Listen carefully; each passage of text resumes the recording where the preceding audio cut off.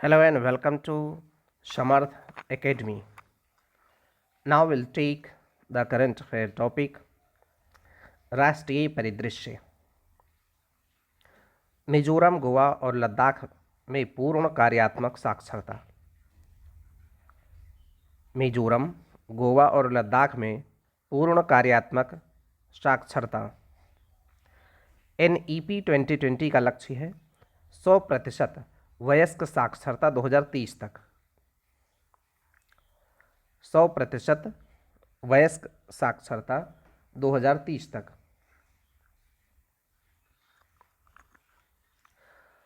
उल्लास 2022 में शुरू हुआ कार्यक्रम है understanding life long learning for all in society. New India literacy programme है ये उल्लास, जो 15 साल से ज़्यादा की आयु के लोगों को बुनियादी पढ़ना लिखना सिखाने के लिए, अंगणित सिखाने के लिए कार्यक्रम है उल्लास, जो है न्यू इंडिया लिटरेसी प्रोग्राम है understanding life long learning for all in society. कार्यात्मक साक्षरता की परिभाषा है कि पढ़ना लिखना, जीवन कौशल और संख्या ज्ञान।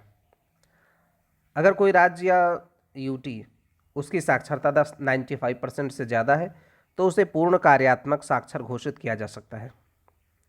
भारत का पहला जो राज्य है पूर्ण कार्यात्मक साक्षरता वाला वो है मिजोरम।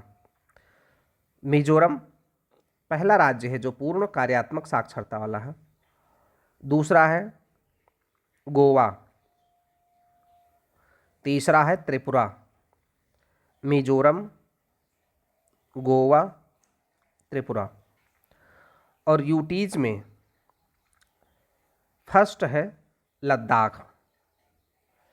यूटीज में है लद्दाख जो पूर्ण कार्यात्मक साक्षर माना गया है।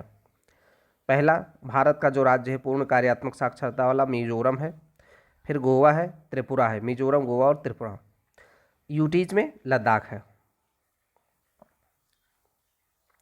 संविधान हत्या दिवस 25 जून 2025 को मनाया गया।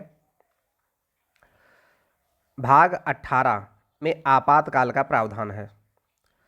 3 बार राष्ट्रीय आपात 1962, 71 और 75 में लगाया गया। 1962, 71, 75 में लगाया गया। संविधान हत्या दिवस मनाया गया 25 जून 2025 को। हैदराबाद मुक्ति दिवस 17 सितंबर को। हैदराबाद मुक्ति दिवस मनाया जाता है 17 सितंबर को। 13 माह के बाद में आज़ादी के हैदराबाद मुक्त हुआ था निज़ाम के शासन से। ऑपरेशन पोलो चलाया गया था हैदराबाद मुक्ति के लिए, ऑपरेशन पोलो। देश का सबसे बड़ा automobile Gatishakti multi modal cargo terminal Gurugram Haryana में स्थित Maruti Suzuki India limited Manesar संयंत्र में। देश का सबसे बड़ा automobile Gatishakti multi modal cargo terminal Gurugram Haryana में स्थित Maruti Suzuki India limited Manesar संयंत्र में, गुरुग्राम हरियाणा में। देश का सबसे बड़ा automobile Gatishakti multi modal cargo terminal. Air India dreamliner विमान दुर्घटनाग्रस्त हुआ है। एयर इंडिया ड्रीम लाइनर विमान दुर्घटनाग्रस्त हुआ है। AI-171 AI-171 Boeing 787-8 dream liner Ahmedabad से उड़ान भरकर मेधानी नगर रिहायशी इलाके में दुर्घटनाग्रस्त हो गया। AI-171 Boeing 787-8 dream liner Ahmedabad से उड़ान भरकर मेघानी नगर रिहायशी इलाके में दुर्घटनाग्रस्त हो गया।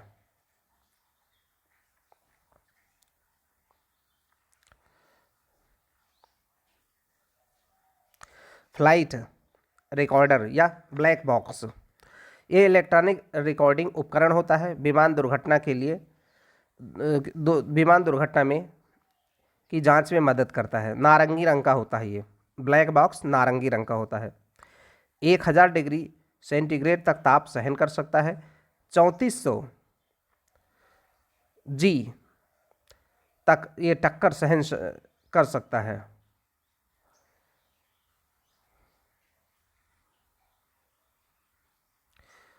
1000 डिग्री सेल्सियस तक ताप ये सहन कर सकता है। 3400 जी तक टक्कर को सह सकता है ये ब्लैक बॉक्स। जातिगत जनगणना को मंजूरी दी गई है केंद्र सरकार के द्वारा। जातिगत जनगणना 1931 के बाद नहीं हुई है।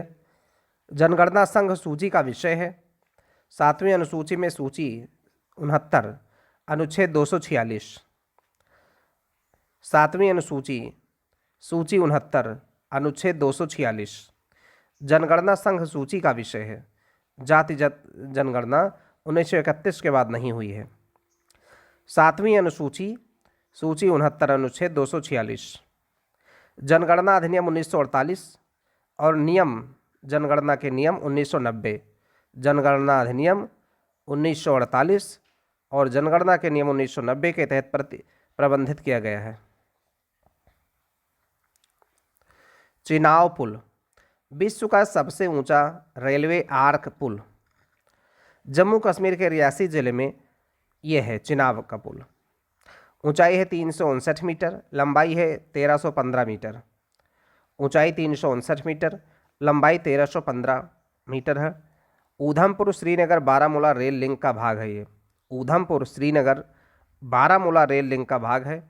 स्ट्रक्चरल डिटेलिंग के लिए टेक्ला सॉफ्टवेयर का प्रयोग किया गया है। स्ट्रक्चरल डिटेलिंग के लिए टेक्ला सॉफ्टवेयर का प्रयोग किया गया है। एफिल टावर से 35 मीटर अधिक ऊंचा है ये। एफिल टावर से 35 मीटर अधिक ऊंचा है ये। प्रधानमंत्री ने अंजी bridge cable stay rail bridge का उद्घाटन किया है।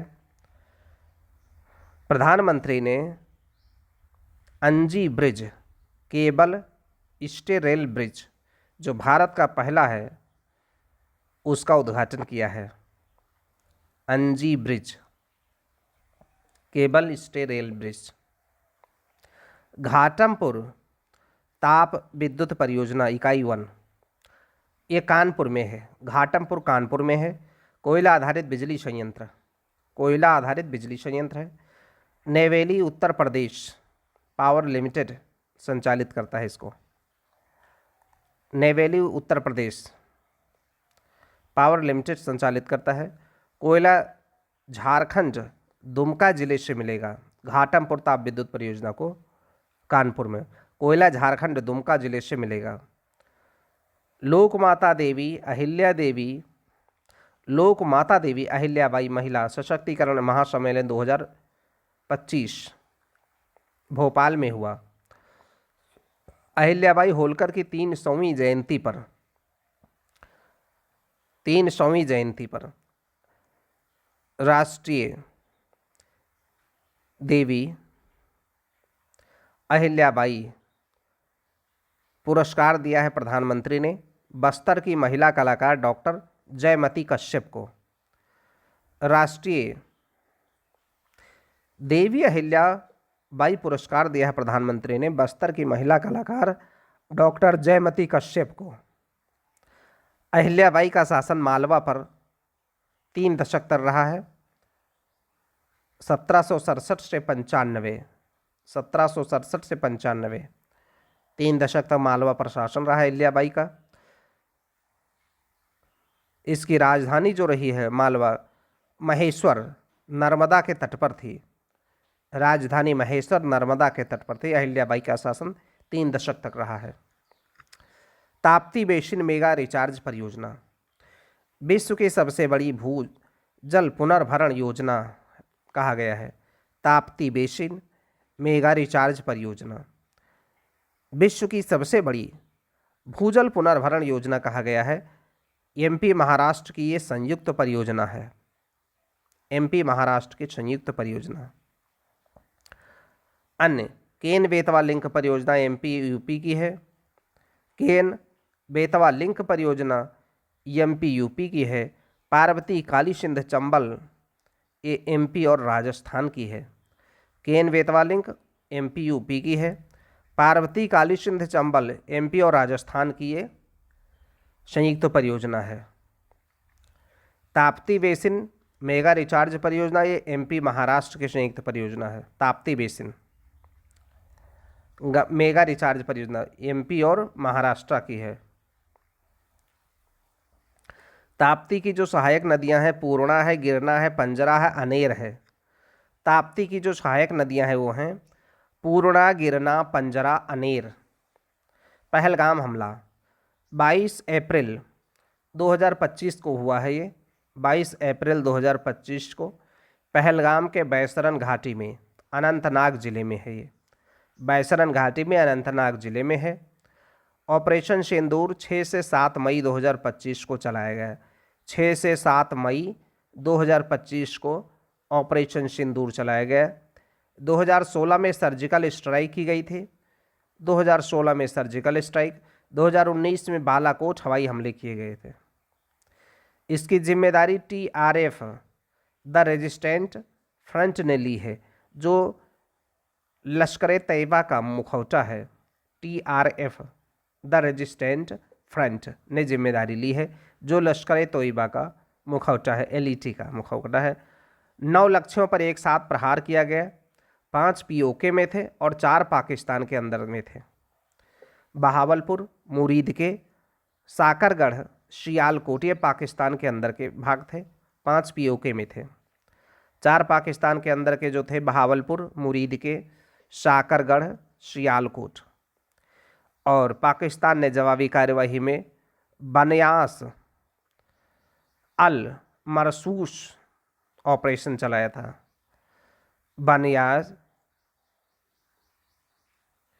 बनियान अल मरसूस पाकिस्तान की जवाबी कार्यवाही में उसने ऑपरेशन चलाया, बनियान अल मरसूस।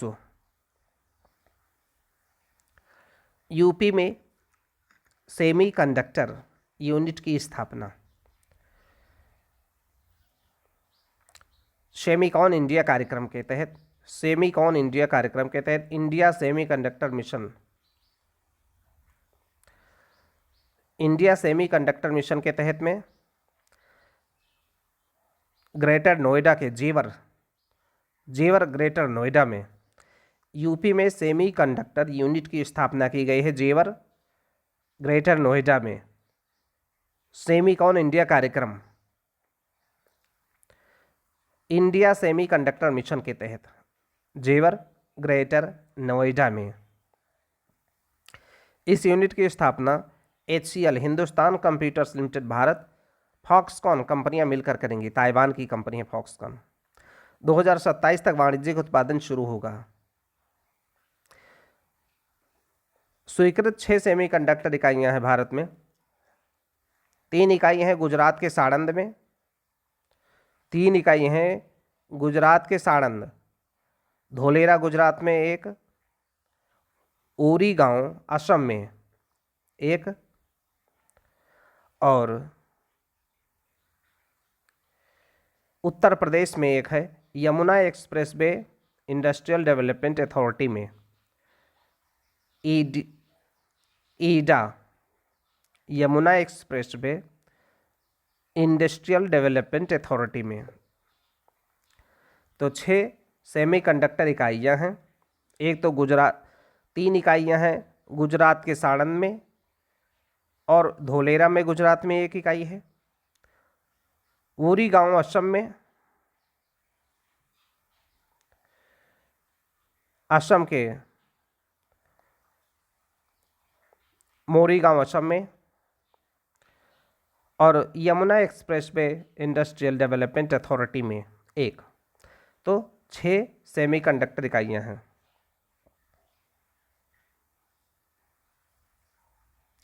जन सुरक्षा योजना के 10 साल पूरे हो गए हैं 2015 से 25 में।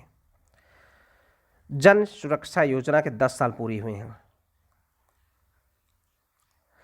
PM जीवन ज्योति बीमा योजना, PM सुरक्षा बीमा योजना, अटल पेंशन योजना, ये 9 मई 2025 को 10वीं वर्षगांठ इसकी मनाई गई है। 9 मई 2025 को 10वीं वर्षगांठ मनाई गई है।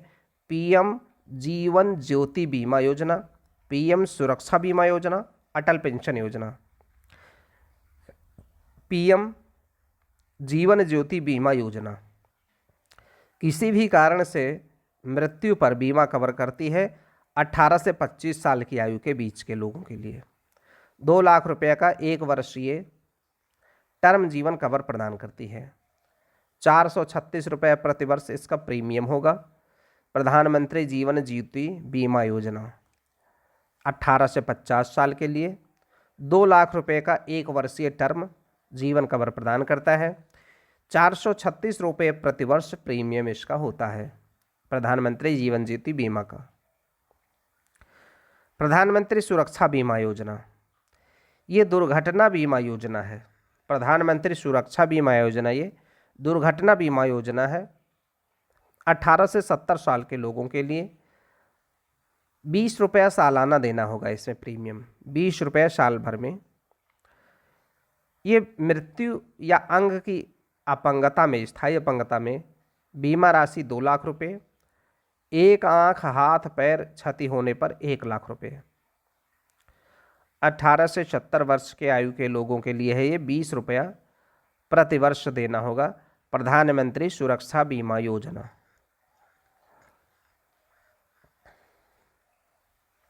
ये दुर्घटना बीमा योजना है, 18 से 70 साल के लोगों के लिए है।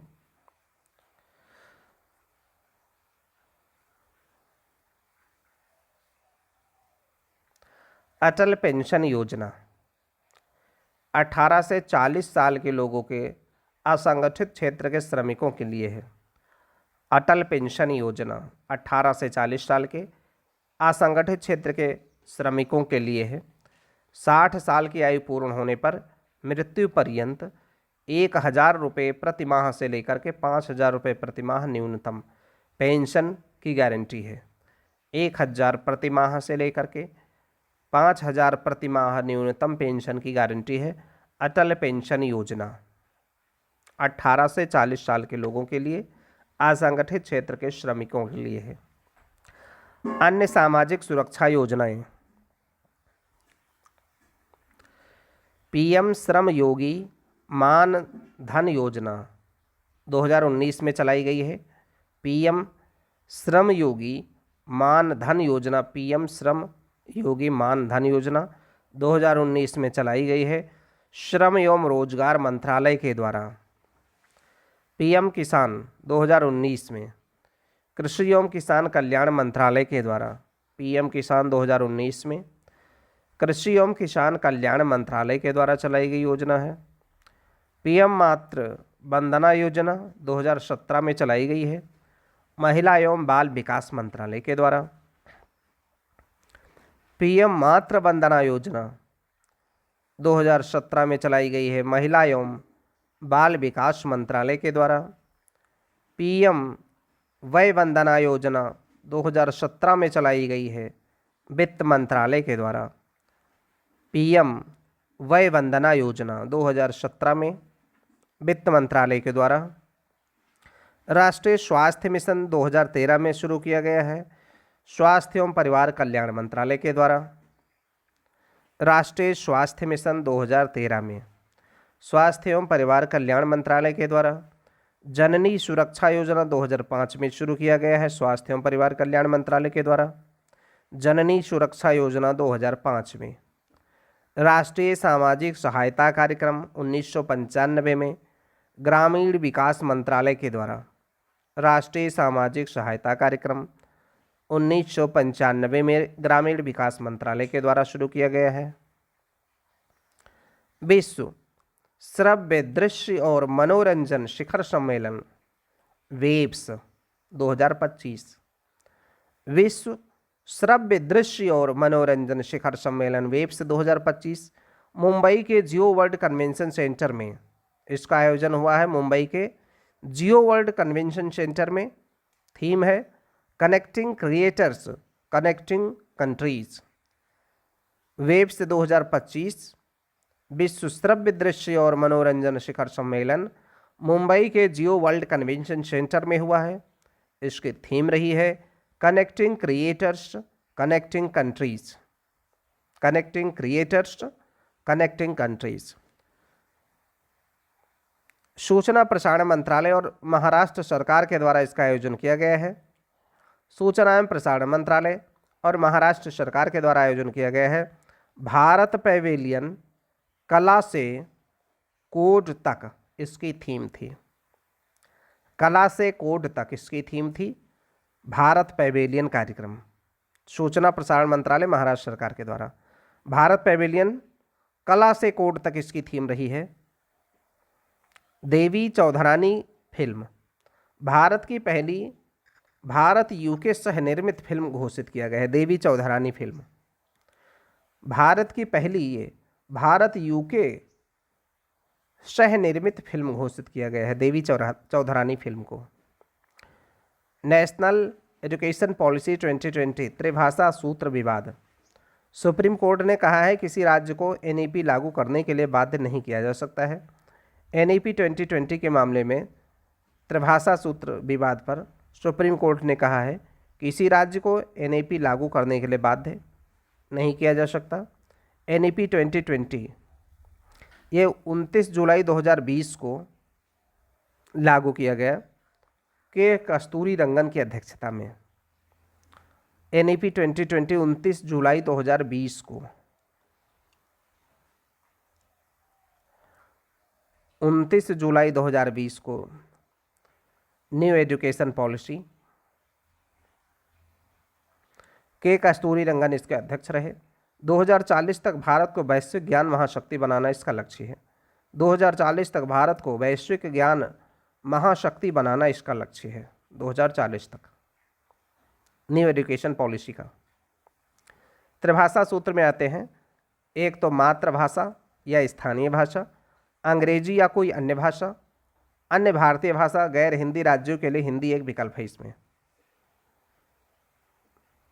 संविधान में भाषाई प्रावधान 120 में है, अनुच्छेद 120 में है संसद में प्रयुक्त भाषा, अनुच्छेद 120 में है संसद में प्रयुक्त भाषा। 210 है विधानमंडल में प्रयुक्त भाषा, विधानमंडल में प्रयुक्त भाषा 210 में है। 343 से संघ की भाषा हिंदी, 120 है संसद में प्रयुक्त भाषा, 210 है विधानमंडल में प्रयुक्त भाषा, 343 है संघ की भाषा हिंदी होगी। 344 है राजभाषा के लिए आयोग, 344 राजभाषा के लिए आयोग। 345 राज्य की राजभाषाएं, 345 राज्य की राजभाषाएं। 346 से एक दूसरे राज्य के पत्र आदि की भाषा, एक दूसरे राज्य के बीच में पत्रादि की भाषा 346 में है। 347 में है अनुच्छेद 347 में जनसंख्या विशेष के लिए बोली या भाषा के संबंध में विशिष्ट उपबंध हैं 347। 348 है सुप्रीम कोर्ट हाई कोर्ट में प्रयुक्त भाषा, 348 है सुप्रीम कोर्ट हाई कोर्ट में प्रयुक्त भाषा 348। 350 है शिकायत निवारण के लिए प्रयुक्त भाषा, 350 है शिकायत निवारण के लिए प्रयुक्त भाषा 350 अनुच्छेद में है।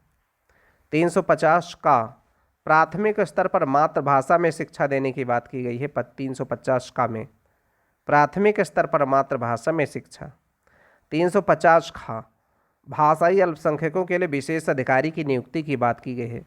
350 का भाषाई अल्पसंख्यकों के लिए विशेष अधिकारी की नियुक्ति की बात की गई है। 351 में हिंदी भाषा के विकास के लिए संघ के कर्तव्य, 351 में हिंदी भाषा के विकास के लिए संघ के कर्तव्य।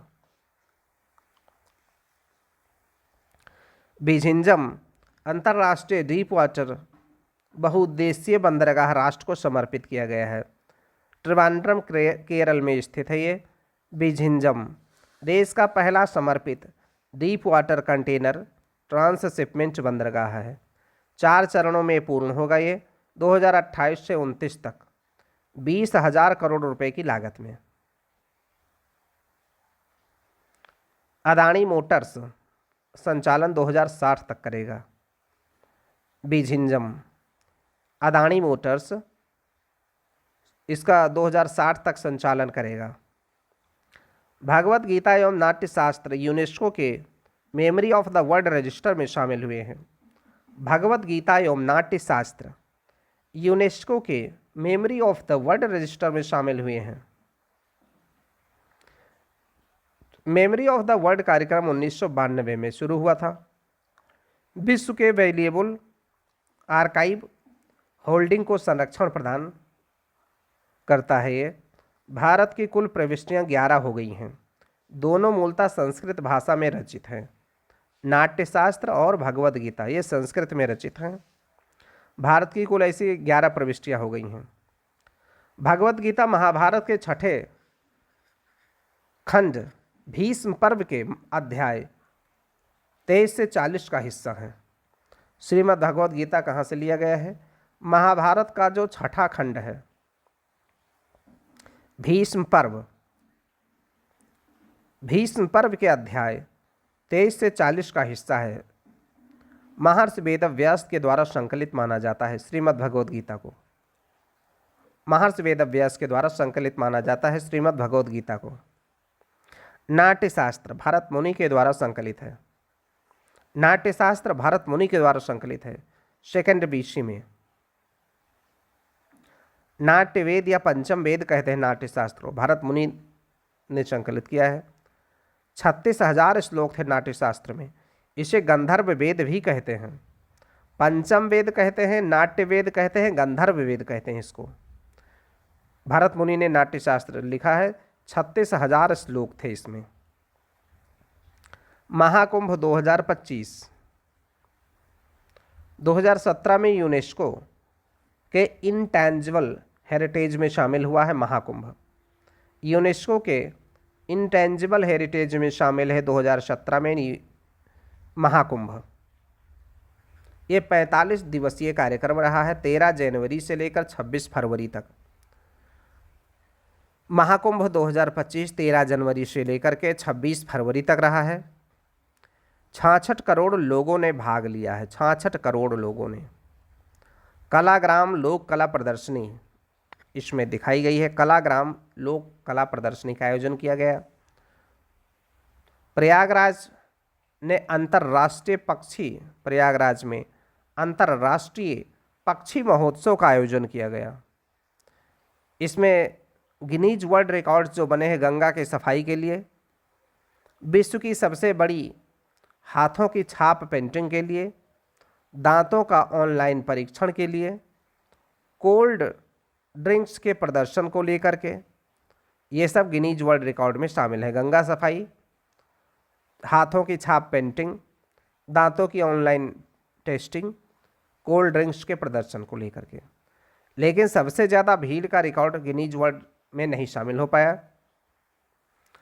बौद्ध महाकुंभ, क्योंकि इसकी सूचना नहीं दी गई थी अथॉरिटीज़ को।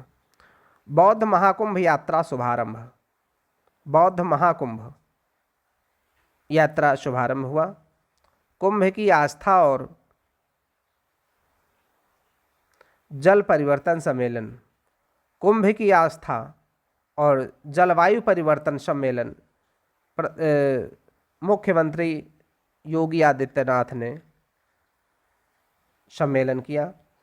कुंभ की आस्था और जलवायु परिवर्तन सम्मेलन। कुंभ की आस्था और जलवायु परिवर्तन सम्मेलन CM योगी ने किया। आंध्र प्रदेश में अनुसूचित जातियों उप वर्गीकरण को मंजूरी दी है। आंध्र प्रदेश के जो अनुसूचित जातियां हैं उनके उप वर्गीकरण को मंजूरी दी है आंध्र प्रदेश ने। आर्टिकल 341-42 राष्ट्र को सुप्रीम कोर्ट राष्ट्रपति को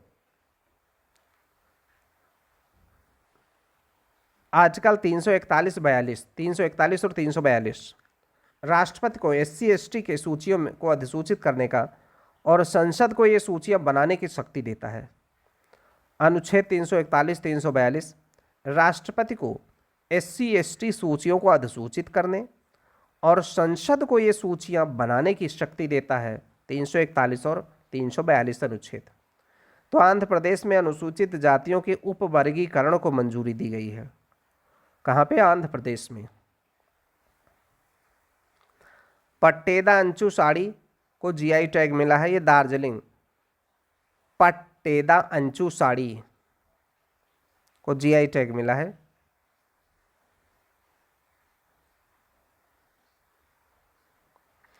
दार्जिलिंग की चाय को पहला जो जीआई टैग 2004 में मिला था। सबसे पहला जो जीआई टैग मिला है दार्जिलिंग की चाय को मिला था 2004 में।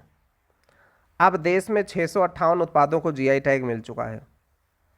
658 उत्पादों को जीआई टैग मिल चुका है। यूपी में जीआई टैग के मामले में शीर्ष पर है। 77 जीआई टैग उत्तर प्रदेश में मिले हैं। सबसे ज़्यादा उत्तर प्रदेश में जीआई टैग वाले उत्पाद हैं 77। टोटल उत्तर प्रदेश में है देश में पूरे हैं 658 उत्पाद। ये जो पट्टेदा अंचू साड़ी है ये कर्नाटक के गजेंद्रगढ़ गडक जिला में पाई जाती हैं ये साड़ियाँ। ये तैयार की जाती हैं पट्टेदा अंचू साड़ी कर्नाटक के गजेंद्रगढ़ गडक जिला में। इसकी पहचान है चौड़े border check design. Patteda Anchu sari है कर्नाटका के गजेंद्रगढ़िया गडक जिला में, इसको जीआई टैग मिला है। वक्फ संशोधन अधिनियम 2025 सिर्फ लिखित दस्तावेज के आधार पर वक्फ मान्य होगा। संशोधन किया गया है कि सिर्फ लिखित दस्तावेज के आधार पर वक्फ मान्य होगा। मौखिक मुतवल्ली की नियुक्ति अमान्य होगी। मौखिक रूप से वक्फ और मौखिक रूप से मुतवल्ली की नियुक्ति अमान्य होगी। वक्फ समर्पणकर्ता को कम से कम 5 साल तक इस्लाम का अनुयायी होना चाहिए। 5 साल तक कम से कम इस्लाम का अनुयायी होना चाहिए। वक्फ बाई यूजर प्रावधान को हटा दिया गया है। यूजर बेस्ड क्लेम नहीं माना जाएगा। सरकारी संपत्ति वक्फ की नहीं मानी जाएगी।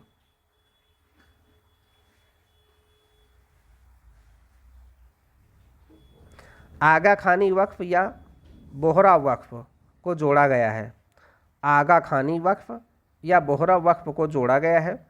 वक्फ मामलों के लिए केंद्र सरकार के मंत्री पदेन अध्यक्ष होंगे। वक्फ मामलों के लिए केंद्र सरकार के मंत्री पदेन अध्यक्ष होंगे।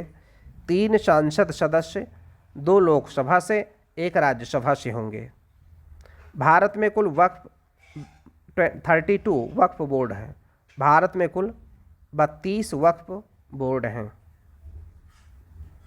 आपदा प्रबंधन संशोधन अधिनियम 2025 आपदा प्रबंधन में आपदा जोखिम न्यूनीकरण शामिल किया गया है। आपदा जोखिम न्यूनीकरण को शामिल किया गया है।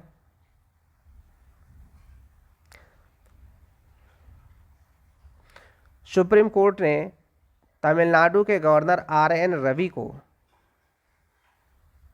रवि के मामले में verdict 2025 Tamil Nadu governor R N Ravi verdict 2025 supreme court article 200 कहता है गवर्नर सहमति दे या ना दे या राष्ट्रपति के विचारार्थ सुरक्षित कर ले विधेयक को। 3 ऑप्शन है अनुच्छेद 200 के तहत। गवर्नर या तो सहमति दे या ना दे या राष्ट्रपति के विचारार्थ सुरक्षित करे।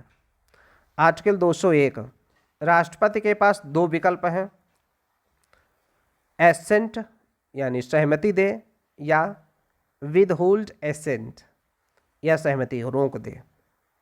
मनी बिल नहीं है तो राष्ट्रपति पुनर्विचार के लिए भेज सकता है, लेकिन मनी बिल को नहीं भेज सकता है राष्ट्रपति। 142 कंप्लीट जस्टिस के लिए न्यायालय की शक्ति है। अनुच्छेद 142 कंप्लीट जस्टिस के लिए न्यायालय की शक्ति है। सुप्रीम कोर्ट ने सभी लंबित विधेयकों को मान्य किया 142 के तहत। सुप्रीम कोर्ट ने समय सीमा तय कर दी है। मंत्रिपरिषद की सलाह पर विधेयक राष्ट्रपति के लिए अगर आरक्षित है तो 1 माह में कदम उठाएंगे गवर्नर। मंत्रिपरिषद की सलाह पर अगर विधेयक राष्ट्रपति के लिए आरक्षित किया गया है तो 1 माह में उसके लिए कदम उठाया जाएगा। ये समय सीमा तय की गई 1 माह के लिए सुप्रीम कोर्ट के द्वारा। यदि मंत्रिपरिषद के सलाह के विरुद्ध हो तो मैक्सिमम 3 माह में कदम उठाना होगा। अगर मंत्रिपरिषद की सलाह पर राष्ट्रपति के लिए विधेयक आरक्षित किया गया तो 1 माह में कदम उठाना होगा, और यदि मंत्रिपरिषद के विरुद्ध सलाह के विरुद्ध अगर है तो मैक्सिमम 3 माह में कदम उठाना होगा। तो ये समय सीमा तय की है सुप्रीम कोर्ट ने। बिना संदेश के अनिश्चित रोक की अनुमति राज्यपाल के पास अब नहीं होगी। पुनर्विचार के लिए विधेयक यदि पुनः पारित होकर आए तो मैक्सिमम 1 माह में अनुमोदन देना ही होगा। पुनर्विचार के लिए विधेयक यदि पुनः पारित होकर आए तो मैक्सिमम 1 माह में अनुमोदन देना ही होगा। Article 324 election commission of India की चुनाव अधीक्षण निर्देशन की शक्ति। 324 इलेक्शन कमीशन की चुनाव अधीक्षण निर्देशन की शक्ति। 325 जाति धर्म लिंग के आधार पर मतदाता सूची में विभेद नहीं किया जाएगा। 325 में है जाति धर्म लिंग के आधार पर मतदाता सूची में विभेद नहीं किया जाएगा। 326 वयस्क मताधिकार लोकसभा राज्य विधानसभा में। 326 वयस्क मताधिकार के आधार पर लोकसभा राज्य विधानसभा में वोट डाले जाएंगे। वयस्क मताधिकार। आरपीए 1950 की धारा 17 में कोई व्यक्ति एक से अधिक निर्वाचन क्षेत्रों में पंजीकृत नहीं होगा। कोई व्यक्ति एक से अधिक निर्वाचन क्षेत्रों में पंजीकृत नहीं होगा। आरपीए 1950 की धारा 17 के तहत। आरपीए 1950 की धारा 17 के तहत कोई व्यक्ति एक से अधिक निर्वाचन क्षेत्रों में पंजीकृत नहीं होगा। मुल्ला पेरियार बांध केरल के इडुक्की जिले के थेक्कड़ी में पेरियार नदी पर है। ये केरल के इडुक्की जिले के थेक्कड़ी में पेरियार नदी पर है मुल्ला पेरियार बांध। मुल्लायार पेरियार नदियों के संगम पर है। तमिलनाडु और केरला के बीच में इसमें विवाद है। मुल्ला पेरियार बांध तमिलनाडु और केरला के बीच में विवाद है। त्रिपुरा भाषणी के साथ में MOU पर हस्ताक्षर किया है। त्रिपुरा ने भाषणी के साथ में। भाषणी राष्ट्रीय भाषा अनुवाद मिशन है। ये national language transmission mission NLTM की घोषणा बजट 2021-22 में किया गया था। National language translation mission national language translation mission budget 2021-22 में घोषणा किया गया था। भाषणी राष्ट्रीय भाषा अनुवाद मिशन है। 2022 में 3 साल के लिए भाषणी लॉन्च किया गया है। PM ने 2022 में 3 साल के लिए भाषणी को लॉन्च किया है प्रधानमंत्री ने। त्रिपुरा में नॉर्थ ईस्ट का पहला राज्य है। त्रिपुरा नॉर्थ ईस्ट का पहला राज्य त्रिपुरा है।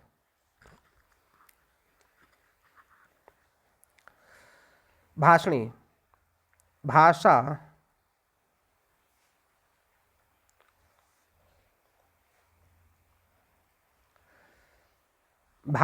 Interface for India. Bhashini Bhasha interface for India AI संचालित लैंग्वेज ट्रांसलेशन प्लेटफॉर्म है। ये भाषणी क्या है? AI संचालित लैंग्वेज ट्रांसलेशन प्लेटफॉर्म है। महाकुंभ में भाषणी का प्रयोग किया गया है 11 भाषाओं में अनुवाद के लिए। तो त्रिपुरा ने इसके भाषणी के साथ में समझौता किया है। तमिलनाडु में लौह युग के शुरुआत की पुष्टि हुई है। लौह धातु की प्राचीनता तमिलनाडु में 2953 BC से 3345 BC तक हुई। लौह धातु की जो प्राचीनता है तमिलनाडु में जो पाई गई है 2953 BC से लेकर के 3345 BC तक 3345 BC तक तमिलनाडु में लौह युग की शुरुआत 3345 BC में हुई थी, जो अब तक के माने गए समय से 2000 साल पहले का है। अब तक जो माने जाते थे लौह युग की शुरुआत उससे 2000 पहले तमिलनाडु में शुरू हो चुकी थी 3345 BC में। तमिलनाडु के तूतुकुड़ी जिले के शिवगलाई स्थल पर ये खोज हुई है लोहा के बारे में। 5300 वर्ष शिवगलाई तमिलनाडु के तूतुकुड़ी जिले के शिवगलाई स्थल पर 5300 वर्ष पूर्व ही तमिलनाडु में लौह उपयोग में अग्रणी था। ऐसा साक्ष्य मिले हैं कि 5300 वर्ष पूर्व ही तमिलनाडु लौह उपयोग में अग्रणी था। प्रारंभ में माना गया कि 1000 ईस्वी पूर्व में एशिया माइनर में लौह प्रौद्योगिकी की शुरुआत हुई है। शुरू में ऐसा माना गया कि 1000 ईस्वी पूर्व में एशिया माइनर में लौह प्रौद्योगिकी की शुरुआत हुई। लेकिन अब पता चल रहा है कि तमिलनाडु में 5300 वर्ष पूर्व ही तमिलनाडु में लौह उपयोग में अग्रणी था।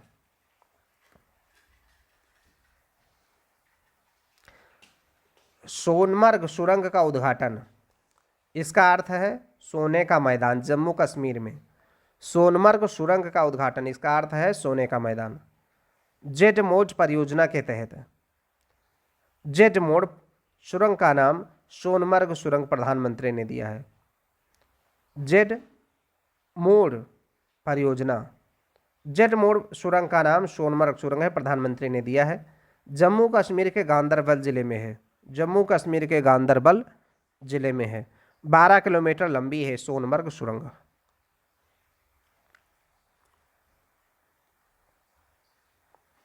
केन बेतवा नदी जोड़ो परियोजना मध्य प्रदेश के खजुराहो में, यूपी एमपी की संयुक्त परियोजना है। केन बेतवा नदी जोड़ो परियोजना यूपी एमपी की संयुक्त परियोजना है। केन मध्य प्रदेश के कटनी में उद्गम होता है, बांदा यूपी में, चिल्ला गांव में यमुना से मिल जाती है। केन मध्य प्रदेश के कटनी में इसका उद्गम होता है और बांदा उत्तर प्रदेश में चिल्ला गांव में यमुना में मिल जाती है केन नदी। इस पर स्थित रानेह जलप्रपात केन घड़ियाल सेंचुरी पर्यटन केंद्र है। केन नदी पर स्थित रानेह जलप्रपात, केन नदी पर स्थित है रानेह जलप्रपात और केन घड़ियाल सेंचुरी ये पर्यटन के केंद्र हैं। केन पन्ना टाइगर रिजर्व से गुजरती है, केन पन्ना टाइगर रिजर्व से गुजरती है, ये ध्यान रखने की बात है।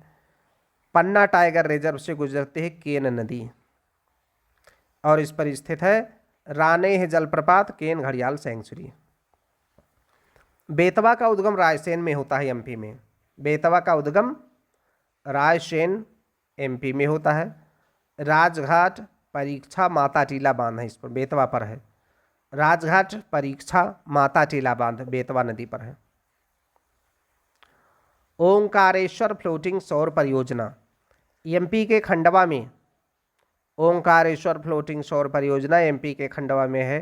क्षमता 90 मेगावाट, मध्य उत्तर भारत की ये सबसे बड़ी फ्लोटिंग सौर परियोजनाओं में से एक है।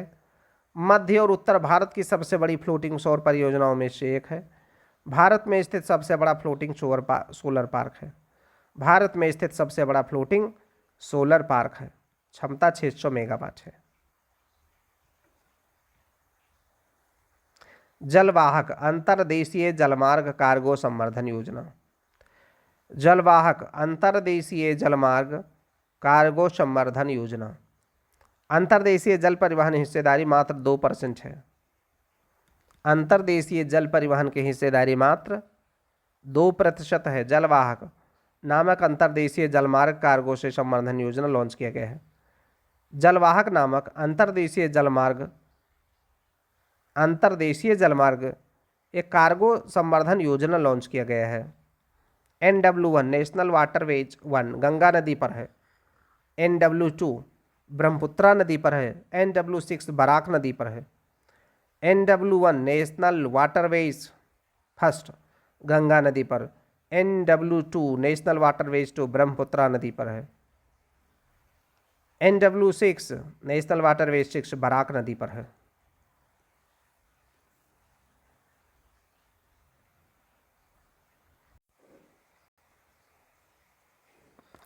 मसाली भारत का पहला सीमावर्ती सौर गांव।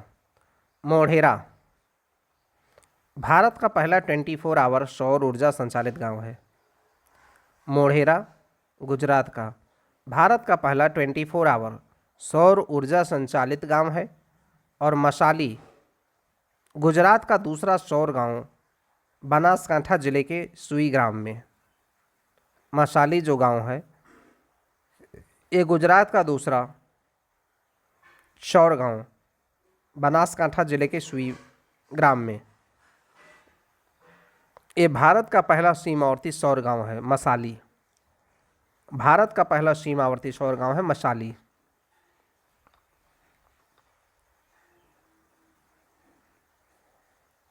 भारत का पहला संविधान संग्रहालय।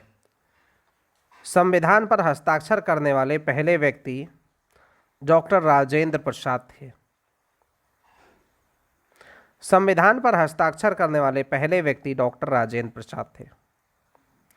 ना तो प्रिंटेड ना टाइप्ड, हिंदी और अंग्रेजी दोनों भाषाओं में हस्तलिखित है भारत का संविधान। ना प्रिंटेड है ना टाइप किया गया है। उद्घाटन संविधान संग्रहालय का OP Jindal global university Sonipat में किया गया। संविधान संग्रहालय का जो उद्घाटन किया गया है OP Jindal global university Sonipat में किया गया है। संविधान अपनाने के 75वीं वर्षगांठ पर 2024 में, संविधान अपनाने के 75वीं वर्षगांठ के मौके पर 2024 में Samvid, India's first robotic tour guide, यहीं पर इसकी स्थापना की गई है। Samvid India's first robotic tour guide है ये। समारोह किया गया है जो हमारा संविधान हमारा स्वाभिमान, हमारा संविधान हमारा स्वाभिमान। तो यह है संविधान संग्रहालय, भारत का पहला संविधान संग्रहालय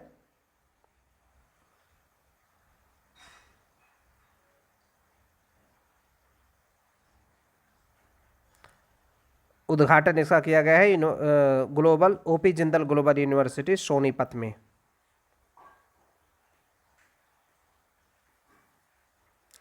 झारखंड, महाराष्ट्र में विधानसभा चुनाव हुए हैं 2024 में।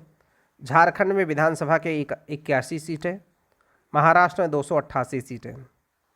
झारखंड में जो विधानसभा की सीटें थी 81, महाराष्ट्र में 288।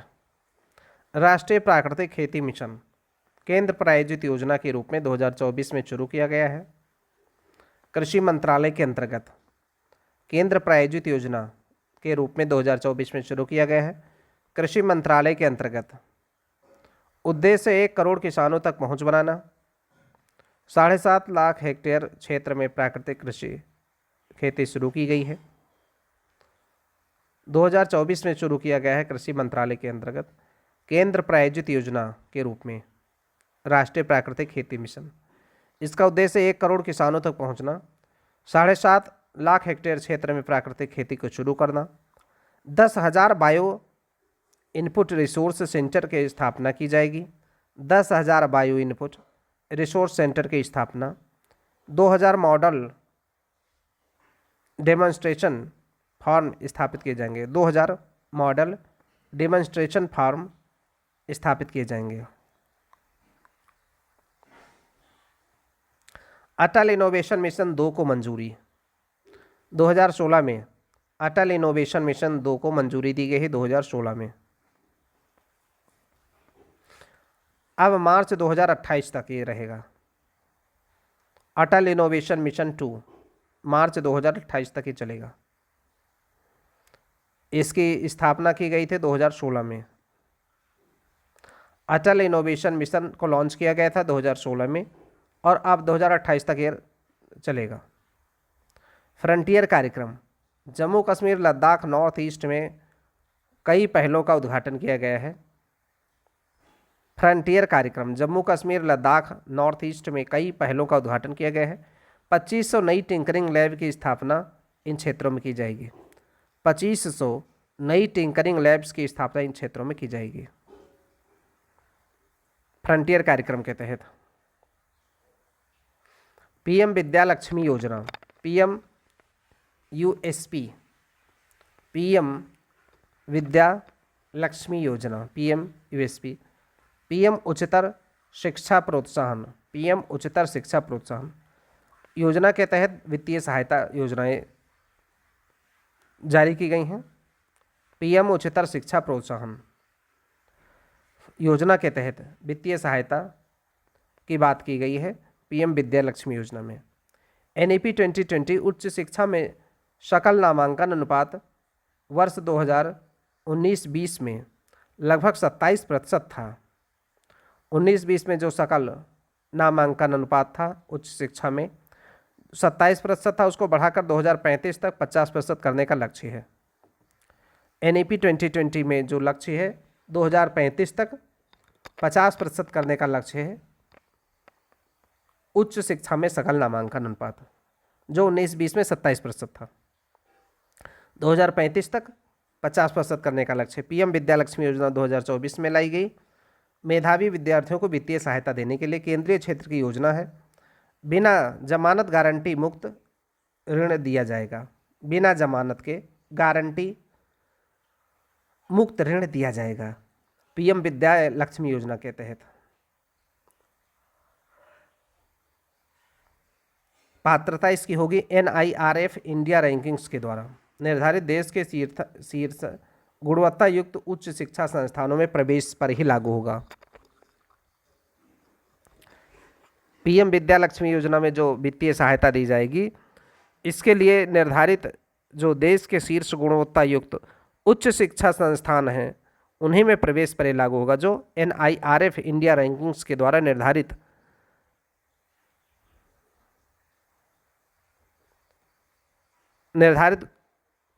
देश के शीर्ष गुणवत्ता युक्त उच्च शिक्षा के संस्थान हैं, उन्हीं के प्रवेश पर ही ये लागू होगा। 7.5 लाख रुपये तक का ऋण छात्रों को 75% क्रेडिट गारंटी प्राप्त होगी। 7.5 लाख रुपये तक का ऋण के लिए छात्रों को 75% के क्रेडिट की गारंटी प्राप्त होगी। जिनकी पारिवारिक आय 8 लाख रुपये तक है और जो अन्य सब्सिडी या ब्याज के लाभ नहीं प्राप्त कर पा रहे हैं, उन्हें 10 लाख रुपये तक के ऋण पर 3% की ब्याज सब्सिडी दी जाएगी। जिनकी पारिवारिक आय 8 लाख रुपये तक है, जो अन्य सब्सिडी या ब्याज का लाभ नहीं प्राप्त कर रहे हैं, उन्हें 10 लाख रुपये तक के ऋण पर 3% की ब्याज सब्सिडी दी जाएगी। शिक्षा क्षेत्र में केंद्र सरकार की अन्य पहलें। पीएम श्री 2022 से 27 की अवधि के लिए PM schools for rising India, PM schools for rising India 2022 से 27 की अवधि के लिए है। समग्र शिक्षा योजना 2018 में 2021-22 से 25-26 तक। समग्र शिक्षा योजना 2021-22 से 25-26 तक 2018 में लाई गई थी। समग्र शिक्षा योजना 2018 में लाई गई थी 2021-22 से 25-26 तक के लिए। Ullas new India initiative literacy programme, new India literacy programme नाम से प्रचलित है ये उल्लास। केंद्र प्रायोजित योजना है। औपचारिक शिक्षा से वंचित 15 साल से जो ज़्यादा 15 साल या 15 साल से ज़्यादा के जो लोग हैं उनके लिए है उल्लास कार्यक्रम। कार्यान्वयन 2022 से 27 तक। ये केंद्र प्रायोजित योजना है उल्लास। औपचारिक शिक्षा से जो वंचित लोग हैं 15 साल से ज़्यादा हैं उनके लिए है कार्यान्वयन 2022 से 27 तक के लिए। Nipun Bharat national initiative for proficiency in reading, Nipun Bharat national institute for proficiency in reading with understanding and numeracy. Nipun national initiative for proficiency in reading with understanding and numeracy, ये निपुण भारत है। 2021 में लॉन्च किया गया है। लक्ष्य 2026-27 तक प्राप्त करने की योजना है। 2026-27 तक लक्ष्य प्राप्त करने की योजना है। प्रत्येक बच्चे को कक्षा 3 के अंत तक बुनियादी साक्षरता और गणना में सक्षम बनाना है। प्रत्येक बच्चे को कक्षा 3 के अंत तक बुनियादी साक्षरता और गणना में सक्षम बनाना है निपुण भारत मिशन के तहत। निष्ठा national initiative for school heads teachers holistic advancement, national initiative for school heads teachers holistic advancement 2019 में लॉन्च किया गया है निष्ठा को। निष्ठा 3 2021 में लॉन्च किया गया है। शिक्षकों में पेशेवर क्षमता को बढ़ाना, लक्ष्य इसका है शिक्षकों में पेशेवर क्षमता को बढ़ाना। निष्ठा कार्यक्रम है वो 2019 में लॉन्च किया गया है। National initiative for school heads teachers holistic advancement. NaMo drone दीदी योजना 2024 में भारत में फर्टिलाइजर्स का दूसरा, ये भारत फर्टिलाइजर्स का दूसरा सबसे बड़ा उत्पादक है। लेकिन गैस फॉस्फेट पोटास की अनुपलब्धता के कारण सेकंड इंपोर्टर भी है ये। भारत फर्टिलाइज़र का दूसरा सबसे बड़ा उत्पादक है और ये दूसरा सबसे बड़ा इंपोर्टर भी है, कारण गैस फॉस्फेट पोटास की अनुपलब्धता। नमो ड्रोन दीदी योजना यह केंद्रीय क्षेत्र की योजना है। 15,000 ड्रोन में से 500 उर्वरक कंपनियों के द्वारा और 14,500 में 2 साल में केंद्रीय सहायता से दिया जाएगा। 15,000 ड्रोन में से 500 ड्रोन जो हैं उर्वरक कंपनियों के द्वारा और 14,500 में 2 साल में केंद्रीय सहायता से दिया जाएगा ड्रोन। एक ड्रोन की लागत 10 लाख रुपए आती है। महिला स्वयं सहायता समूहों को ड्रोन की लागत 80% यानी 8 लाख केंद्रीय वित्तीय सहायता के रूप में दिया जाएगा। महिला स्वयं सहायता समूहों को जो ड्रोन की लागत 80% है यानी 8 लाख रुपए तक का, ये केंद्रीय वित्तीय सहायता के रूप में दिया जाएगा। 77वें स्वतंत्रता दिवस 2023 में ड्रोन दीदी की घोषणा की गई है। 77वें स्वतंत्रता दिवस 2023 के ड्रोन दीदी कार्यक्रम की घोषणा की गई है। हरियाणा जम्मू कश्मीर के विधानसभा में चुनाव कराए गए हैं 2024 में। हरियाणा में विधानसभा की सीटें 90, जम्मू कश्मीर में भी विधानसभा की 90 सीटें। 3 AI उत्कृष्टता केंद्रों की स्थापना की गई है।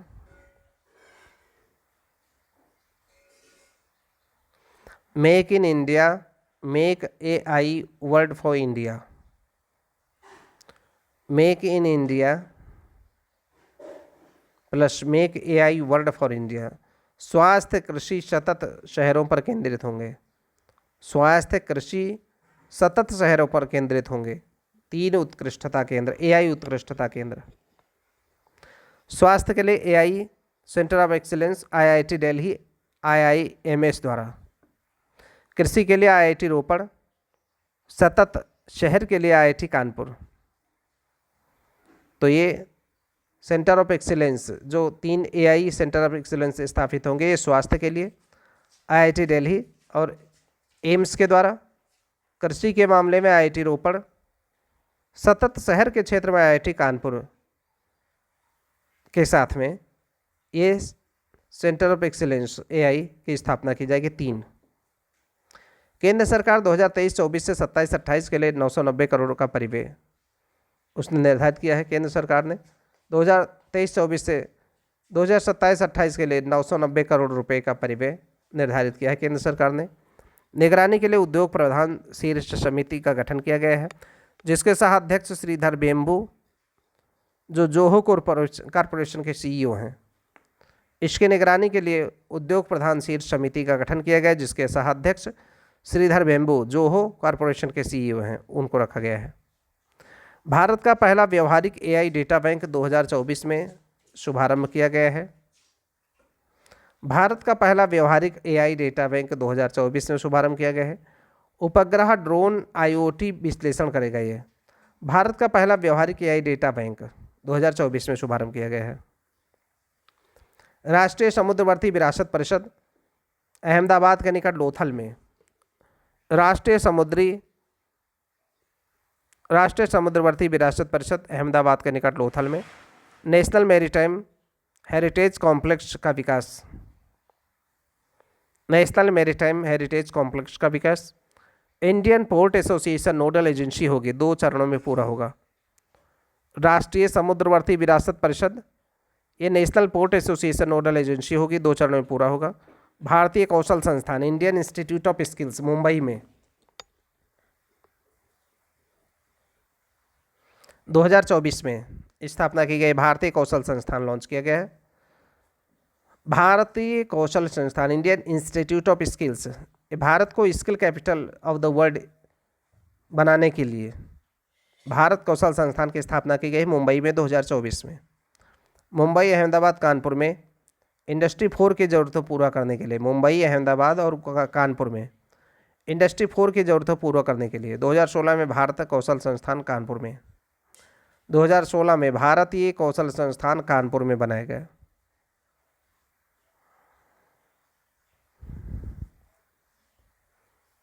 5 भाषाओं को शास्त्रीय भाषा का दर्जा दिया गया है। मराठी, पाली, प्राकृत, असमिया, बांग्ला। मराठी, पाली, प्राकृत, असमिया, बांग्ला। 6 पहले से ही हैं। संस्कृत, तमिल, तेलुगु, कन्नड़, मलयालम, उड़िया। संस्कृत और उड़िया और 4 भाषाएं दक्षिण भारत की। अब कुल 11 भाषाएं हो गई हैं जिन्हें शास्त्रीय भाषा का दर्जा मिल गया है। मराठी, पाली, प्राकृत। मराठी, पाली, प्राकृत, असमिया, बांग्ला।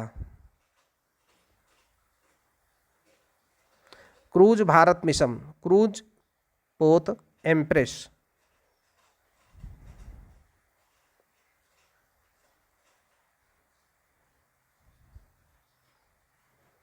परिवहन मंत्री ने क्रूज पोत एम्प्रेस पर सवार होकर के परिवहन मंत्री ने इसका शुभारंभ किया, क्रूज भारत मिशन की। 2029 तक क्रूज यात्री यातायात दोगुना करने का लक्ष्य है। 2029 तक के क्रूज यात्रियों का यातायात दोगुना करने का लक्ष्य है। 3 चरणों में पूरा होगा जो 2029 में। क्रूज भारत मिशन, क्रूज पोत एम्प्रेस पर सवार होकर के पोत परिवहन मंत्री ने शुभारंभ किया है इसका। 2029 तक क्रूज यात्री यातायात दोगुना करने का लक्ष्य है। भारत का 13वां महापत्तन गैलाथिया बे पोर्ट, मेजर पोर्ट घोषित किया गया है। गैलाथिया की खाड़ी ग्रेट निकोबार में स्थित है। ग्रेट निकोबार में स्थित है। ग्रेट निकोबार में गैलाथिया बे पोर्ट भारत का ये 13वां महापत्तन होगा। एक राष्ट्र एक चुनाव को मंजूरी दी गई है 18 सितंबर 2024 में। 1951-52 से 1967 तक के साइमल्टेनियस इलेक्शन हुए थे। 1951-52 से 1967 तक साइमल्टेनियस इलेक्शन हुए। विधि आयोग की 117वीं रिपोर्ट की सिफारिश की। विधि आयोग ने 117वीं रिपोर्ट में इस बात की सिफारिश की 1 नेशन 1 इलेक्शन। 2 चरणीय चुनाव होंगे। पहला चरण लोकसभा विधानसभा का चुनाव, दूसरा चरण 100 दिनों में स्थानीय चुनाव के लिए। पहला होगा लोकसभा विधानसभा का चुनाव, फिर 100 दिनों के भीतर में स्थानीय चुनाव होगा।